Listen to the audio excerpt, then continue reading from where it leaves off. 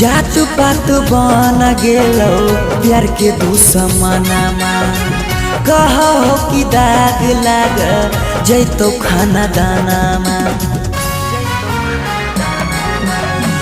जात पात बन गेलो प्यार के दुश्मनमा कहो कि दाग लाग जैतो खाना दानामा।